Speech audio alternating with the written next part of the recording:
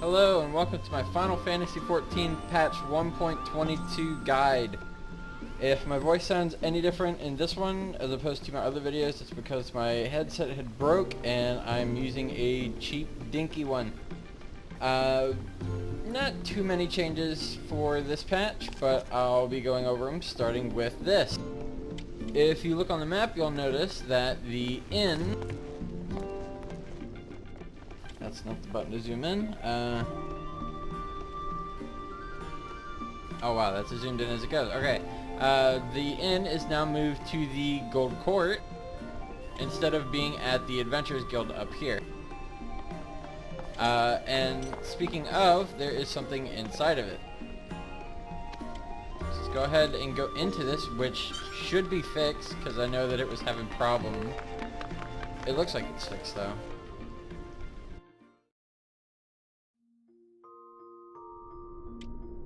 Alright, and in here, if you notice, this chest is called a... If I stop bugging out, because I press the talk button,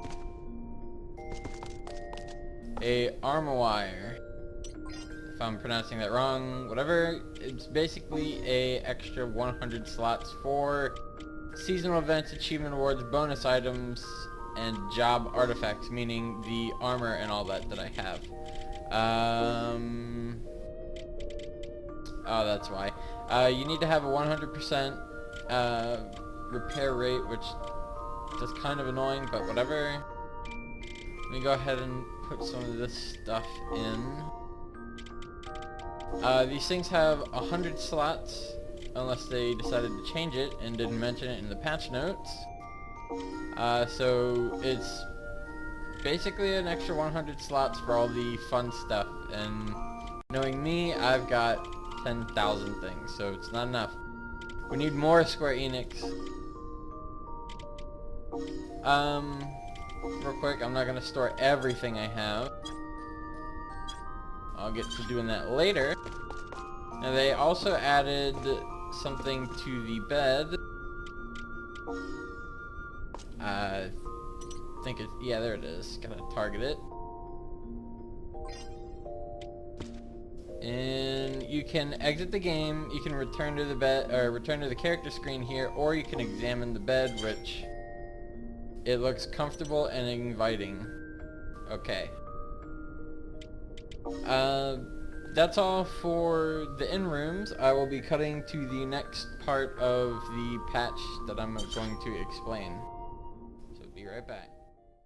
Alright, so the second thing I'm going to be going over is, much like you can request to have other players repair your gear that is currently equipped, or you can request it in your bazaar, now you can request materia melding. This is basically how it works. You just hit request materia melding, pick the one that can merge with it.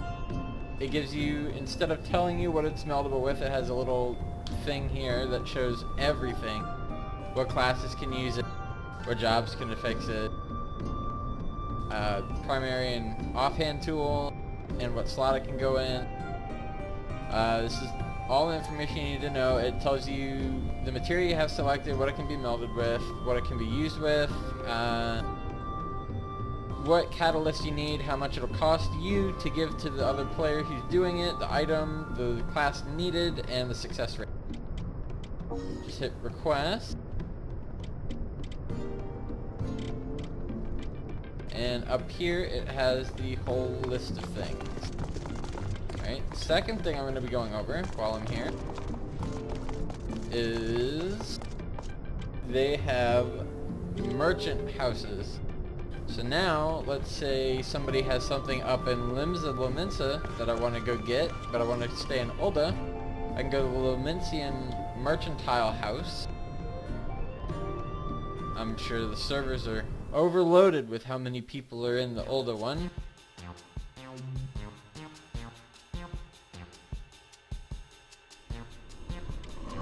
And here we go. Haven't been to any of this, but I'm assuming... Let's see.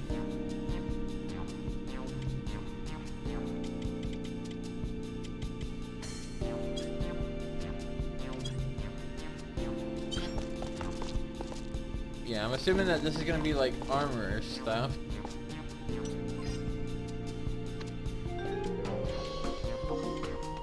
Yeah, okay. They also have a search bar here. Okay, so the way that this works is basically, you know, that was for armor. This looks like just general stuff. More armor, weapons. I guess, a repairer. Alright, so it's kind of just like a mini market ward with some of these guys offering to sell from other retainers.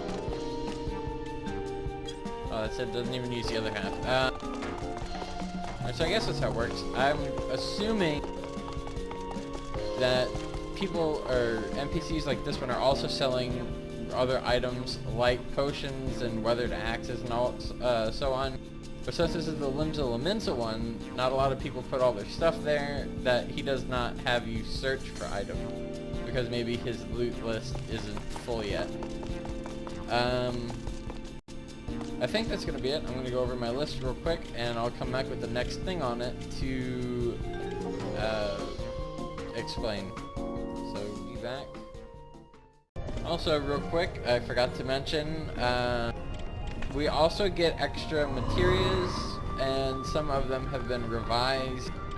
I think some of the ones that have been revised are the anemone, lost, or gaining materials, but I know that some, I think like the low-level strength ones have been touched upon too. Just quick notice, not really a huge change, but a welcome one. Okay, so next up on the list of changes is stuff to Grand Company. First off, if we talk to this guy,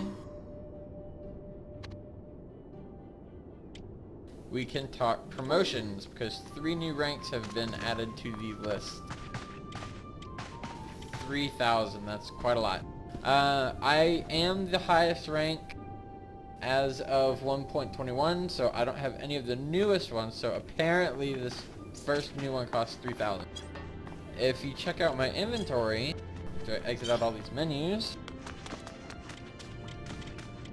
you check that I have, oh wait, wrong one. If you check here, I can only carry 30,000 seals. With the upcoming ranks, we get an extension on that. I think the next one that costs 3,000 lets me hold 3,500. The other one, I'm assuming, is 3,500 seals, gives me the capacity of 40,000, and the one that I'm assuming is 4,000 or so seals, gives me a carrying capacity of 45,000, although I don't think I'll ever have a need for that many. The quest there, I'm not 100% sure if it's just a Grand Company quest to give you some extra seals, or if it is the starter quest for Garuda. I think that starts over in Gridania, but I'll be sure to go over that once I come out with the Garuda fight video. If we talk to this guy,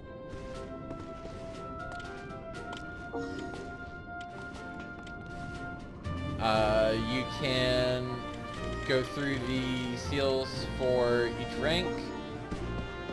I did not even see that in the patch notes. That's pretty cool. Still takes forever.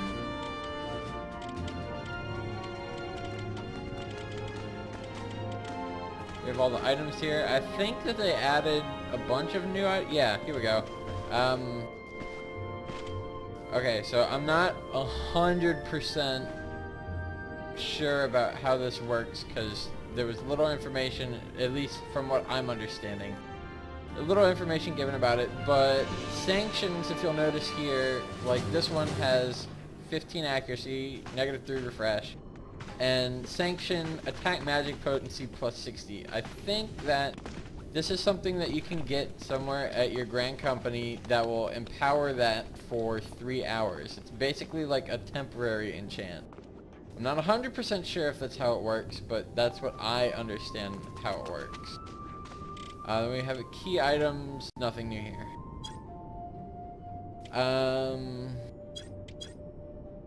I think it may be for the higher ranks because that would make sense, but I think we also get new recipes for crafting from the... I'm not sure which one gives it. I don't think it's this person. It could be this guy, but not 100% sure. Although I'm almost 100% sure that we got new crafted weapon. I think you have to pick up either recipes or reagents for it. Reagents, however you say it. I'm not sure how to get it. I don't think I have access to it because I have none of the new ranks. But if I ever find out, I'll be sure to put it in a annotation or whatever YouTube's calling the little pop-up boxes that I never use. So I'm gonna go ahead and cut to the next thing on the list right now. Okay, next thing to talk about is if we talk to Rowena, whatever. If we go to turn in Primal items, like the Inferno Totems and the Koopa Nuts from Moogle and Ifrit, notice that we have a third one called a Vortex Headdress. And these are the items that you turn in for Garuda. I'll go ahead and pan over the items real quick so you can take a good look at the stats and all the stuff that they have on them.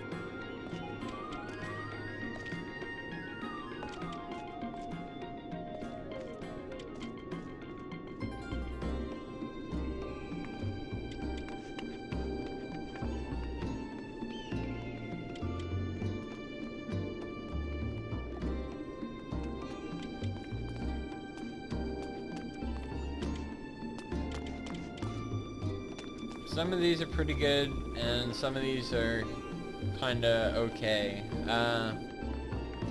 And just like the other ones, oh, you need 40 headdresses. I guess I guess they drop frequently. The other ones you only need 10. You only need, I'm not 100% sure because I haven't, well, I can actually check real quick. For the Moogle items, I think you only need 10 Koopa Nuts. Yeah, 10 Koopa Nut Charms, and for the Ifrit you need 10 Totems. But 40 headdresses. Man, I hope they updated the drop rates on that. Gonna go ahead and cut to the next thing on the list. Next thing on the list is Hamlet defense. Currently in 122, there's only Hirsmill, although there is one planned to be in Thanalan and Lunacia. Maybe Korathos, but I'm not sure. But for right now, just Hirsmill is the only one active. Basically, Hamlet defense is a little complicated, and I don't want to go too into it, but I'll go into it enough to where you get the general premise. So, Hamlet defense is a two-part event that spans over a 75-hour period. Yes, that's right, 75 hours. Either it's in game time or it's in real life time. I'm assuming that it could be game time. That would make some sense. I'm assuming it's, yeah. I'm just gonna say game time. If it's 50 hours in real life, that's kind of ridiculous. Okay, so the first phase of it, which has a quote-unquote 25-hour duration, is basically getting prepped up for the second one. I think that you can get some leaves that you can do if you're a Disciple of War or Magic for Disciple of Land, which is the Gathering classes. If anyone new is looking into the game. Those can go around and get some special materials that may be needed to help out in the second phase. For the Disciple of Hand, which is the crafting one, I think that there's some special items that you can craft, like some kind of bows or swords, armor, stuff like that you can give in. Once it reaches the second phase, which is the quote-unquote 50-hour event, second phase, huge battle happens, and it's kind of like the Imperial event if you've ever done it, where you have a whole bunch of things coming to attack, although each of the three kinds of classes, Disciples of War, Magic, Land, and Hand, all can take part of it. For the Disciple of War, you can go in and actually fight the invaders. For the Disciple of Land, you can go around and gather some materials. I think they had said like there's certain potions you can gather up and turn them into one of the having a reader's block. It never happens. You can gather materials and turn them into one of the NPCs during the event. And based on which ones you gather, you can you get different effects. I'm not sure what any of the effects are or what any of the potions are named, and stop doing that. And for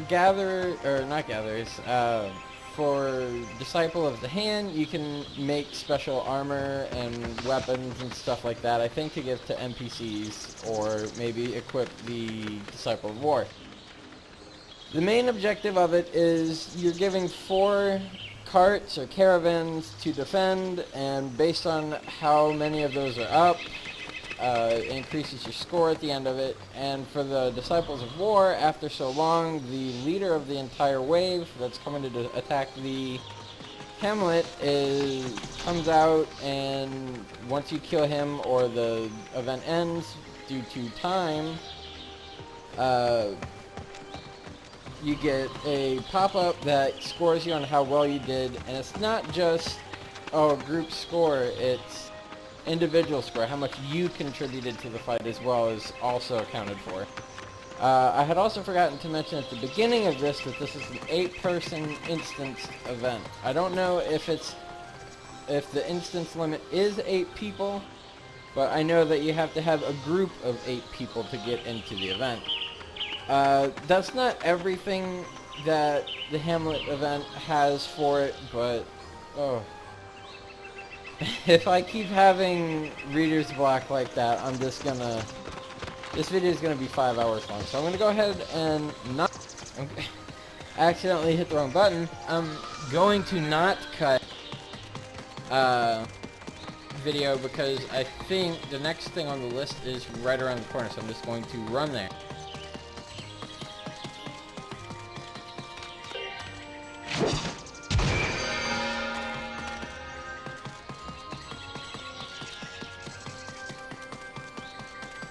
Okay, there's a lot of people here. Wow, okay. So this is where you normally come to do Ifrit and do Mughals. You can, oh my gosh. You can get the quest, let me get away from that waterfall, it's obnoxiously loud. This is where you come to do the other primals, or at least pick up the quests that prereq you to go actually fight them. Back when Ifrit came out, they had a 25 version of the encounter for you to fight, and then the level 50 version. I think for Garuda, the first version that you do is level 40, and the second one you do is level 50. Although it's probably 25, because Ifrit was 25. I'm not going to go ahead and show this off now. I'm going to go ahead and do that in a completely different video that'll show me and 7 others going out to go fight Garuda for serious this time. But real quick before I finish, let me get away from these guys, they're a little distracting. Just something I need to talk about real quick. Let me pull up the little thing here. Alright, just not something major, but just a noticeable change that I thought I should bring up is Cutter's Cry and Armvale, which are the 2 dungeons that came out in 1.21, are having their entry limit lowered. Just like they did for Dismal Darkhold, which I think started with an 8 character limit where you could not get in if you had under or over, wow. You could not get in unless you had an entire group of 8 people, but then they lowered it once it became older content to a limit of 4 to 8 people. So if you had 3 or under, you could not get in, 4 over, you could. Much like that, they did that to Cutter's Cry and Armvale. They now have a character entry limit of 4 and 8. Just also something to bring up. If we go to Mordona, I'm not sure where it is on the map. Sure, I'll be able to find it. Let me pull up the list again, because this has a weird name.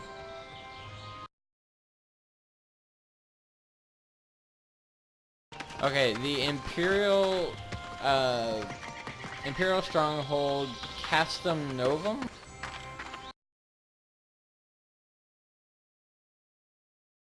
Yeah, Castrum Novum. I think it's at 6 something.